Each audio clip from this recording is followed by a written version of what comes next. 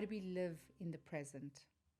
Eckhart Tolle said that most people treat the present moment as it were obstacles that they need to overcome. Since the present moment is life itself, it is an insane way to live.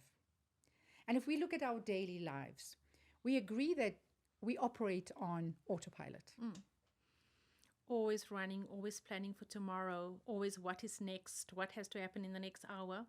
But that is autopilot. Yeah, but in making plans of the future, we lose the present. I know. Sometimes I am driving somewhere and I forget how I got there purely because I'm on the phone, I'm dealing with 5 other things, so I'm not enjoying the journey. I am eating a meal sometimes. I don't even remember what it tastes like. And that is really something that we need to learn. To actually be in the moment. Now, but how does that work for us on in reality, right? Because being in the moment, is that something we need to strive to be in all the time, or is that certain moments? How do we define what that means, being in the moment? What does that mean for you? Well, for me personally now, it's all about noticing my surroundings, as simple as that. Because if you notice your surroundings, you're aware of a lot of things that are going around. You're conscious of the beggar on the side of the road, which could bring you joy if you acknowledge him and if you give him something. So I think we're missing out that hormone, the happy hormone, because we're so caught up in this autopilot world that we're living. For me, multitasking, which is something that we could brag about before, I don't want to brag about multitasking because it's stealing my joy. Absolutely. I am not focused. Absolutely. Living in the present for me is showing gratitude. Very important for me. So you know me, I'm an early riser, so I'm up at awkward hours of the morning, and I'm trying to stick to this morning routine, right? Where there's some quiet time, and that I feel is where I start the day on a joyful note, because it's those moments of being with myself. I'm not really good at meditation because that I'm struggling with, to be focusing on it. I get distracted by it. That silence is too much for me, or that, I don't know, it just doesn't work for me. So I look at other things. So it's either reading for a few minutes, reading something meaningful, finding just quiet time. For me, it's more joyful to just sit down, when the birds are just waking up, sitting quietly out. I open my patio doors, I sit down, I listen to the birds chirping. Those kind of quiet moments are joyful to me because, and I think nature in itself as a whole it's a very joyful, always a very joyful experience for me. And I've always found myself in the moment, present, aware when I'm exposed to nature. So I guess I start like that because the birds is the closest I can get to nature in the middle of Joburg, but then what you said in terms of being grateful, when I start my day, even in the hardest of times, in the most difficult times, especially with all the things I'm going through at the moment, gratitude always brings me back to feeling joy about something. So I decide, okay, what am I grateful for today? And it could be 3 things. And if I focus on that to start the day off with, my day starts on a more joyful note. What brings me joy now more than ever is breathing. I think COVID has robbed us from the breathing. When I was in ICU with COVID and battling to breathe, it's something that I thought was I took for granted, actually, just breathing. When I was drowning and I felt that the world around me was turning purple and blue, because that's what, like, a physical person that's drowning. Months after that, I needed to be around a fan purely because I needed to hear the sound of air because of breathing.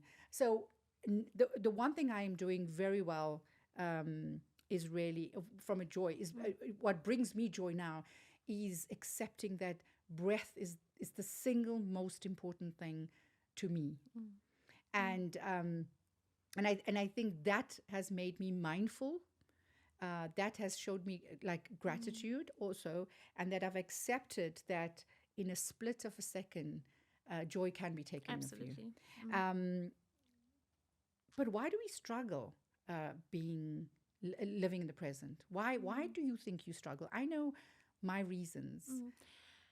For me, it would be overstimulation. I think we are living in an overstimulated world. You know, you sit down, you have your phone. I have my laptop, my phone, my iPad, my AirPods, my Apple Watch, the TV's on.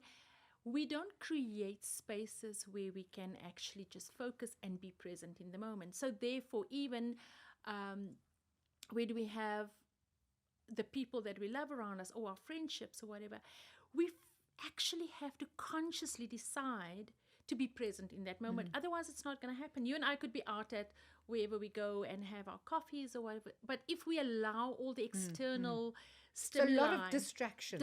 And it's very difficult to focus when there's a lot of distractions. Exactly.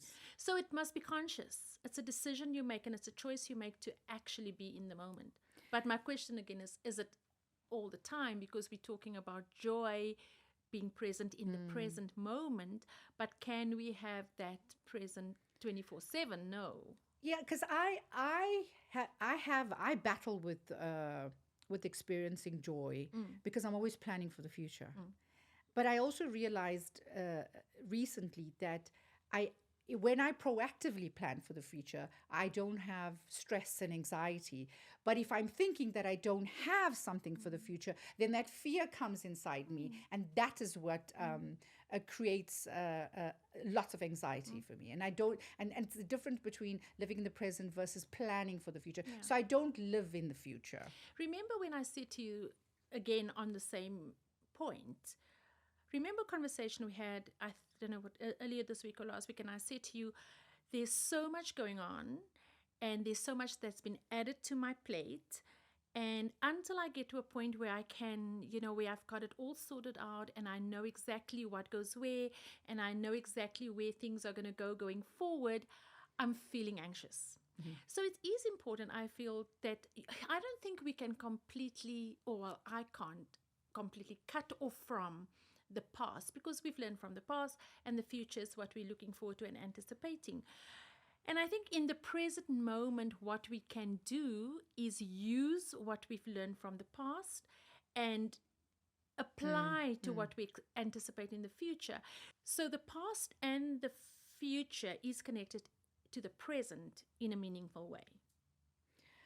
But I'm guilty of temporal focus. So I remember the past, leave it in the past. I'm proactively thinking about the future because I'm planning for the future. But I'm living in the present.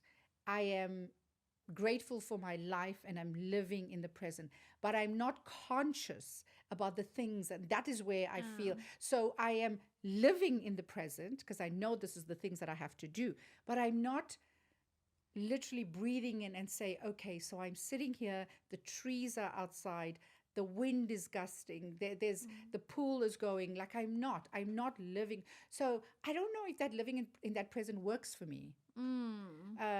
So do you understand what I'm saying? Explain that a bit more. So we know when they say you got to seize the day and live in the present, and I'm like, what hoot is that? Like really, we've got bills to pay, we've got a lot of things. And I think in reality, living in the present is, what does the plan for the week look like? What does the plan for the month look like? So sometimes the way we perceive living in the present is, come on, Katie, live in the present. And I'm like, what do you mean? Today, this minute? Because I can't. Because it's not practical.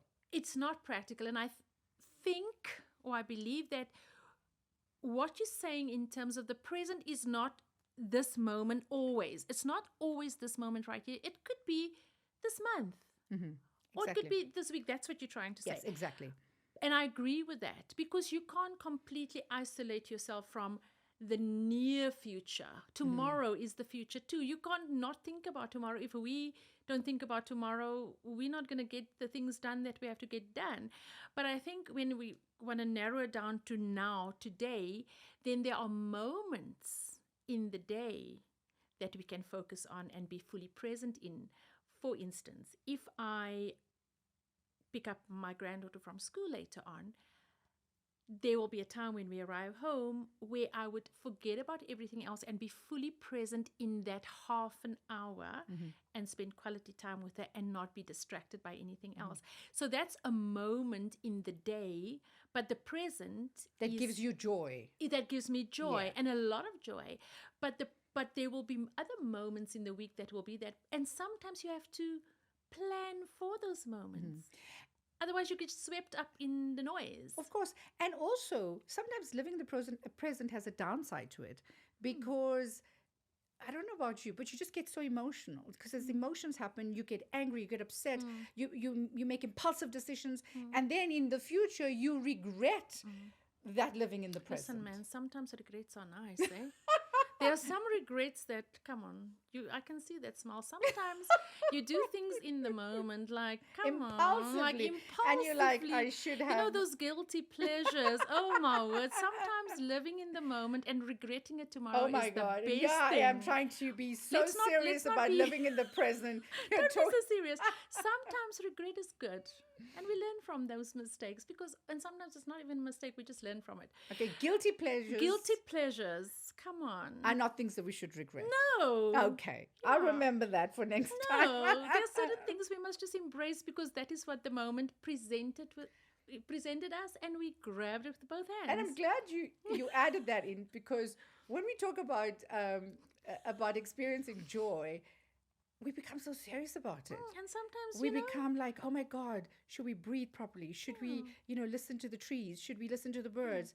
But we're not thinking about, like you said, But exactly. guilty pleasures. It might be an external source. and it might not even just be guilty pleasure. Sometimes you don't plan. Let's say you don't plan for something to happen. Let's use an example, a proper example, Katie. Now, here's the difference between joy and happiness. And I'm going to go into this a bit because you and I are going to explore what's joy and happiness to me and what's joy and happiness to you. So I decide, right, that I'm going to, it doesn't matter what is happening in my life. I choose to be joyful. All right. Let's use an example. I've just lost my son, as an example. Now I have a choice, right? I do have a choice. I can either go lie on the couch, cover my head and be completely devastated and sad and let that pain take over my life. Now, understand, it's not that I'm not feeling those things, but I need to choose tomorrow morning. I wake up and what do? Now I can choose either pain or devastation, or I can choose joy. It's not happiness. I'm not happy. Even sitting here right now, I am not happy because there's not very much to be happy about. I've just lost my child. But I can choose that I'm going to embrace the joy in my life, and joy is something I choose, okay? So I'm going to find the joyful moments in my life. There are so many. I know for a fact that nature brings me a lot of joy, so I'm going to make a plan to get out there more often, to go for hikes, to go for walks. I need to spend more time with my family because they are so important to me. I need to spend more time with you, remember when you and I went out that one Saturday morning on something else, and I ended up going out with you that evening? It was a decision that I made, and that brought me a lot of joy, not happiness, joy, because I enjoy your company. It's a choice that I make. So I think for me, and I always say I think for me, but I know for me it's about deciding that if I get up tomorrow morning, certain external things can happen, and that for me is what I depend on to feel happy. But those things first have to happen for me to feel happy. But joy is something I choose when I wake up in the morning. Today, I'm going to be joyful. I'm going to embrace the good things. I'm going to surround myself with the people that make me feel more positive. So that's my differentiation between joy and happiness. So the opposite of joy is not pain. No. The opposite of joy is fear. Is fear. Because we we are afraid of not having enough, Yeah. or of not having, whether it's money, whether it's people, whether it's so. Or just feeling. Or So just- if I wake up in the morning in the situation where I find myself now, and I wake up, and the first thoughts would be all the things that I'm fearing, because now life has turned around so dramatically, so drastically. Everything is upside down. Everything has changed. So there's a lot to fear. And that fear can then take away my joy. But if I wake up and say, I'm going to be joyful, I kind of put fear under wraps to a big extent. So that is To why a I large think extent. that is why I think I'm friends with you, because Really? I feel I thought you just liked me. well, because I have to learn about joy from you. I think that's the one thing. Because for personally, joy is very scary for me to embrace. I feel that I come from a generation of women that say, if you are going to be joyful about something, it's going to be taken away from you. When you laugh a lot, when we were little and we would laugh a lot, our grandparents or mothers would say, you're going to bring bad luck. And I still am holding on to the fact is that if I'm going to be joyful, something is going to be taken away from me. Okay, now how I can flip that over. So let's look at me and why I do things the way I do. So I have experienced at a very young age, you know this about me, and everybody knows this about me. When I was a little girl, I went through childhood sexual abuse, right? Something was taken away from me at a very young age, which meant that I had to find my way through that. And what happened for a long period of time is I never spoke about it to anybody.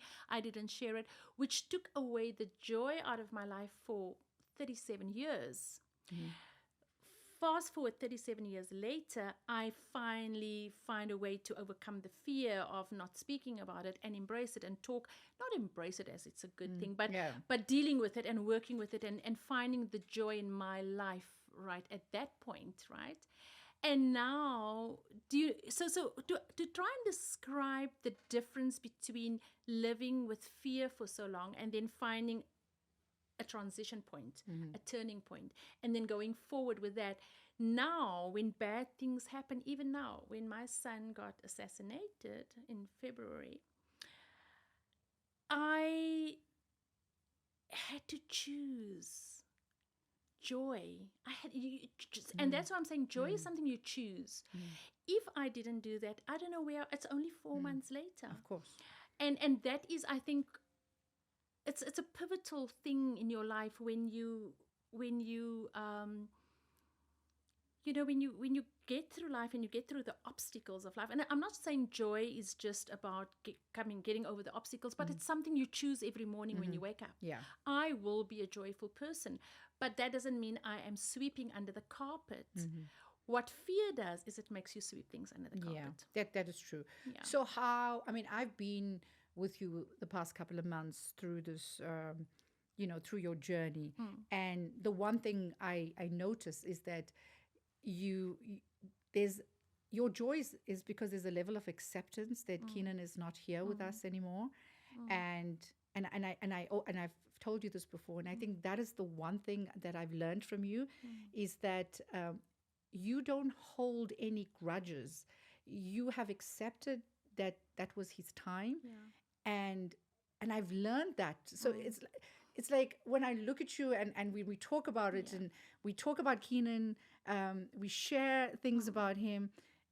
It's like he's physically not here, but he's here. He's always and I here. love that about you. Yeah. I love that joyfulness that I'm learning from you.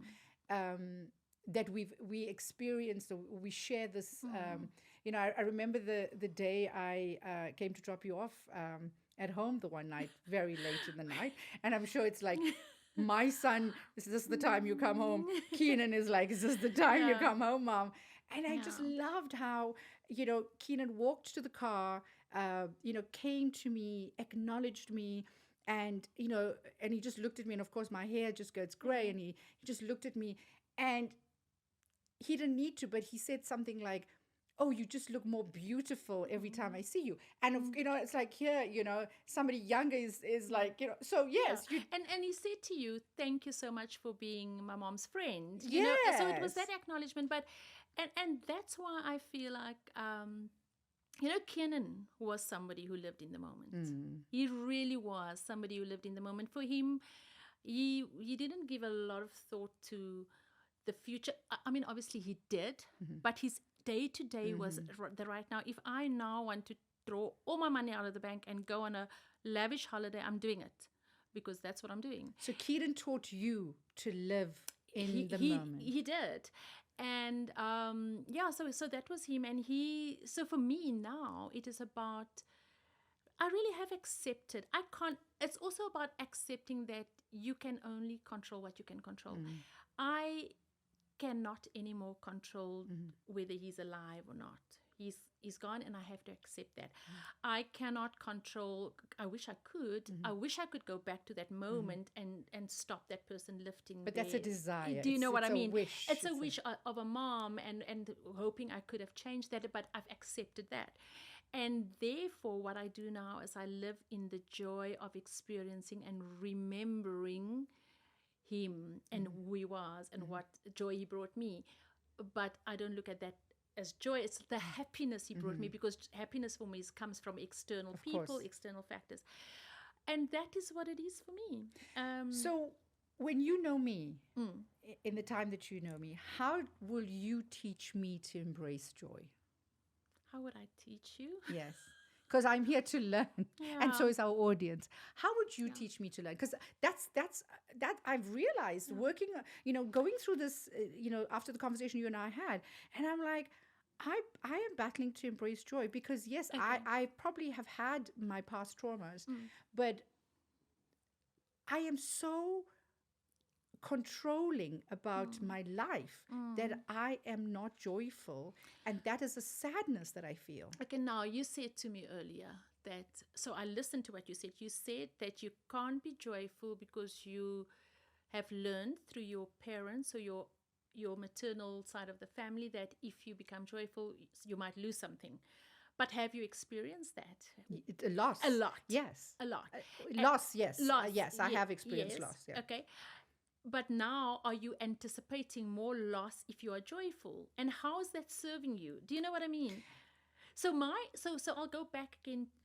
For why I can embrace joy is because I understand, and I have experienced for such a long time, what it means to not embrace joy.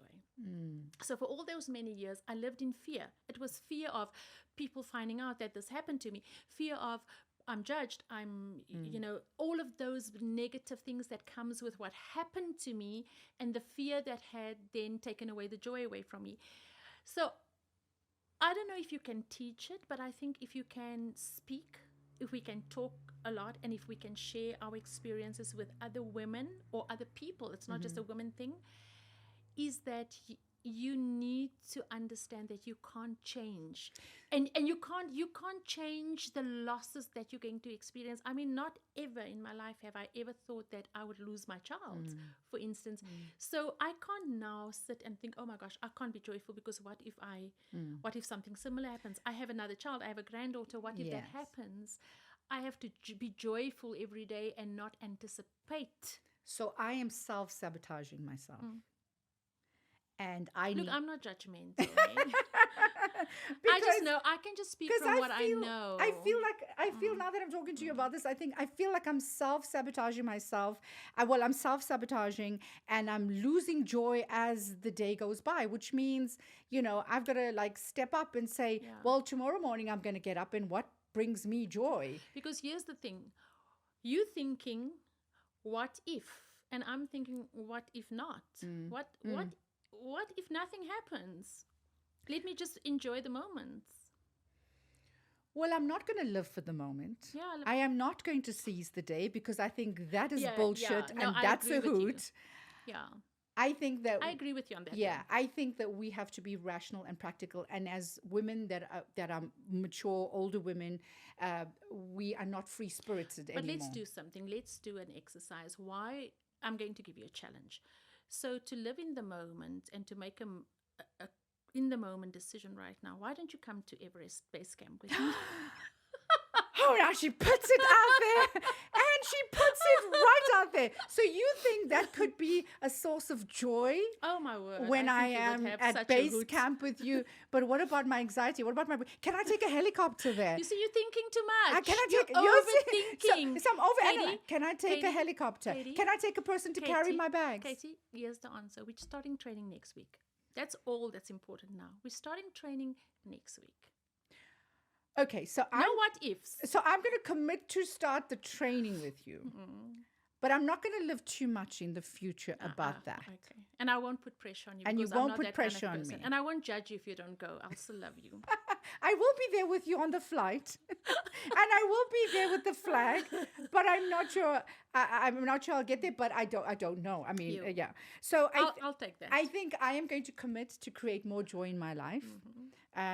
And thank you for teaching me about joy, because it's the one thing I know that I've battled with, and I'm going to embrace joy, and I'm going to phone you and I'm say, today this is what I am joyful.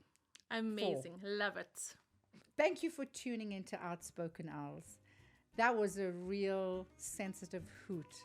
Join us next week when we talk about our self-care checklist.